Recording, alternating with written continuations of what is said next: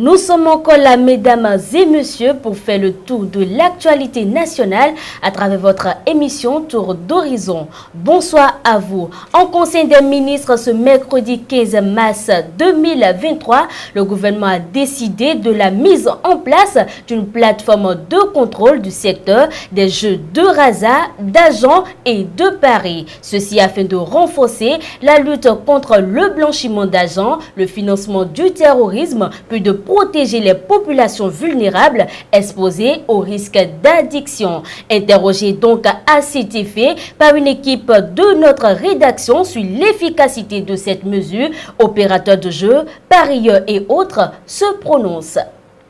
L'idée que le gouvernement a fait sortir est très appréciable.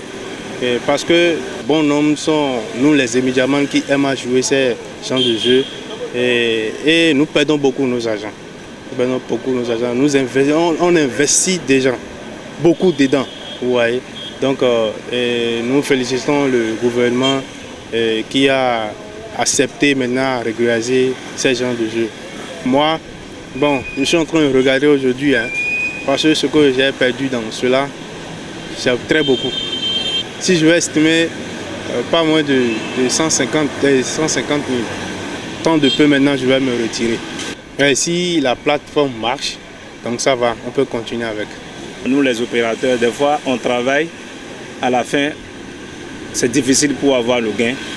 Et aussi les clients aussi se craignent en disant que bon, ils jouent, ils ne gagnent pas, la loto les déjoue des fois. Donc il y a plein de ce genre de trucs. Donc je remercie l'État pour l'effort qu'il veut faire pour le développement. Et l'État n'a qu'à encore revoir. Et aussi par rapport au niveau des résultats et des plans que il y a plein de plans que à des fois on voit que la loterie nous déjoue des fois. Donc de revoir tout ça pour qu'au moins le maximum pour nous, les opérateurs ou les clients aussi soient satisfaits. Vous voyez ici maintenant, normalement à cette heure-ci là, il y aura du monde. C'est parce qu'ils ne gagnent pas, ils dépensent, ils mettent l'argent dedans. À la fin, c'est zéro. C'est ça qui a fait que les chiffres d'affaires aussi, ça baisse. Alors que si les chiffres d'affaires baissent, nous les opérateurs, on aime moins. C'est difficile pour nous. Donc pour cela, je remercie l'État pour ce qu'il veut faire.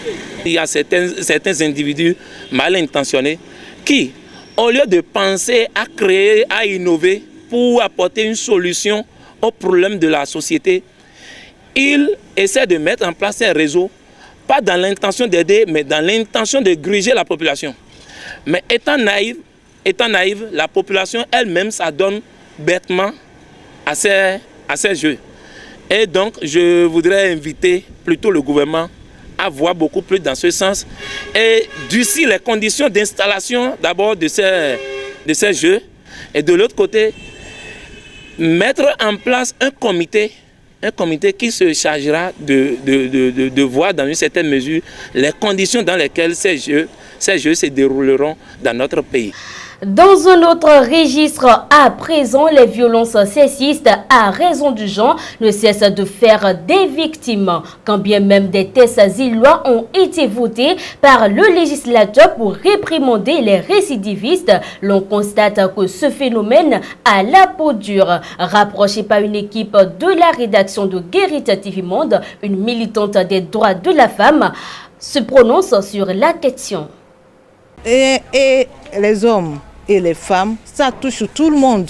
Ce n'est pas seulement la femme qui est harcelée. Déjà, l'éducation contribue, c'est ça, à ce qui se passe. Il faut d'abord que celui qui harcèle sache que c'est des interdits. Mais s'il n'a pas été éduqué à ça, il va penser que lui est dans la norme de ce qui se passe. D'accord. Il faut d'abord aussi que nous puissions éduquer nos filles à savoir s'habiller. Il faut qu'on puisse savoir éduquer nos filles à savoir qu'on va à l'école pour apprendre, non pour amener le professeur à nous donner des points. D'accord? Pour nous qui travaillons déjà dans les sociétés, on doit se faire remarquer par notre compétence, notre savoir-faire et non par nos habillements à séduire le collègue à côté ou bien le patron à côté. Je pense que si aussi la femme peut se recadrer un peu, on peut, ce mal-là peut diminuer un peu. La femme n'a qu'à se recadrer. Surtout l'éducation des filles puisse devenir une priorité pour les autorités. Déjà à la maison et aussi à l'école. Les gens en font, mais on aimerait qu'on le fasse plus. Ainsi se referme le bulletin d'information. Mesdames et messieurs, Charles Albon-Daoui est déjà sur ce plateau pour le forum de discussion. Charles Albon-Daoui, bonsoir. Bonsoir, Evelyne Dosso. Je vous retrouve dans le forum de discussion après cette pause publicitaire. Vous avez besoin d'un espace publicitaire pour faire connaître votre société ou vos produits? Seul Guérita TV Monde peut vous satisfaire. Pour tout renseignement, contactez le 00229 91 19 10 10. Guérita TV Monde, le leader des web TV. Grogne au sein des étudiants de lettres modernes de la faculté des lettres, langue A et communication ont-ils raison de réclamer la suppression des soutenances? Charles Albon-Daoui. Vous savez, les étudiants, est-ce que c'est de leur droit de réclamer une telle chose? Quand on voit le système dans lequel ils évoluent, à savoir le système licence, master, doctorat, un système donc de 3 cycles, avec à la fin de chaque cycle un document, une production qui montre que oui, vous avez fait le cycle et que vous avez fini. Je pense qu'il n'est pas très opportun de demander ce genre de choses-là, puisque lorsque vous finissez le cycle de licence, vous devez produire quand même un document, quelque chose qui prouve que oui, vous avez fait 3 années dans ce premier cycle-là, à moins que la filière en question ne soit exemptée de ce genre de pratique. Je ne pense pas que ce soit vraiment opportun pour les étudiants de réclamer que, eh bien, l'on supprime la soutenance d'un mémoire en fin donc de cycle de licence.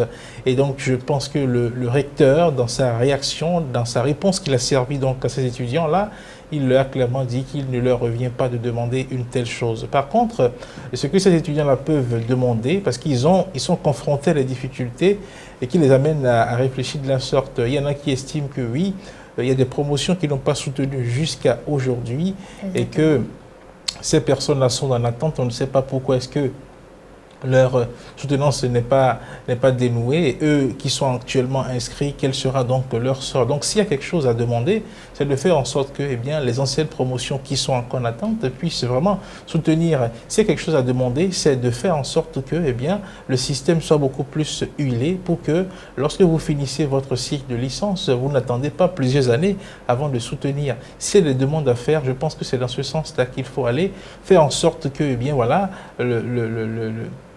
le système s'assouplisse, de sorte qu'un étudiant, lorsqu'il fait ses 3 ans, il ne soit pas obligé d'attendre plusieurs années. Et donc, mais le phénomène n'est pas seulement qu'à la FLAC. Non, le phénomène n'est pas seulement qu'à la FLAC, et c'est ce que je dis. Le problème qui se pose quand on dit qu'un étudiant n'a pas soutenu et qu'il est là depuis plusieurs années, soit la faute lui revient, ou soit c'est l'administration qui doit encadrer les choses qui est en faute. Parce que le mémoire, c'est l'étudiant qui le rédige. Et si vous n'avez pas rédigé à temps votre mémoire, si vous n'avez pas consacré du temps à sa rédaction, vous n'allez pas incriminer par la suite l'administration.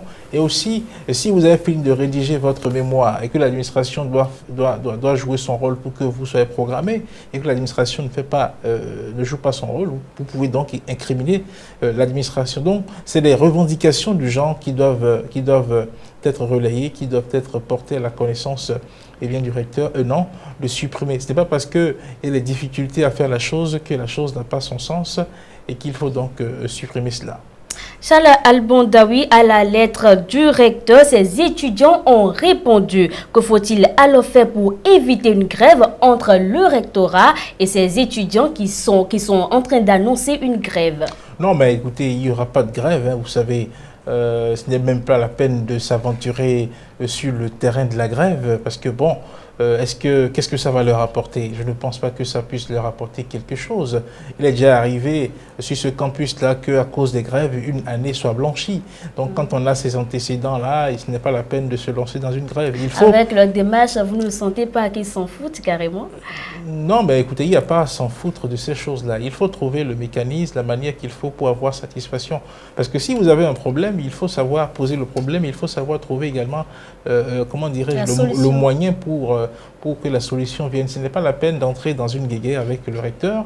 Je pense que ces étudiants-là gagneraient beaucoup plus à réfléchir en leur sein pour proposer des solutions aux problèmes qui se posent, quitte à ce que l'administration prenne en compte ces solutions-là ou pas. Donc l'idéal n'est pas de tirer, l'idéal n'est pas de continuer à polémiquer, l'idéal n'est pas de continuer à écrire sur les réseaux sociaux et à attaquer forcément l'administration rectorale. Mais il faut savoir que oui, on est venu sur le campus pour étudier, pour avoir ces diplômes et pour après les utiliser dans la vie active. Il ne faut pas perdre le temps pour aller faire des grèves qui ne vont pas forcément apporter quelque chose de bien. Et comme je l'ai dit, il ne revient pas aux étudiants de demander la suppression de la soutenance en licence parce que le système licence, master, doctorat, ce n'est pas le Bénin qui l'a inventé, c'est un système dans lequel nous sommes entrés et qui a ses règles qu'il faut tout simplement respecter. Voilà.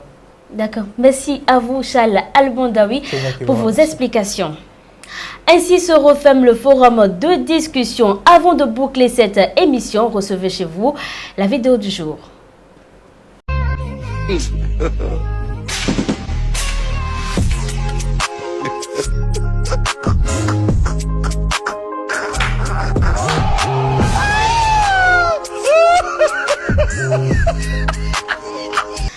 Mesdames et messieurs, faites attention à tout ce que vous tolérez, puisque vous enseignez aux gens comment vous traiter.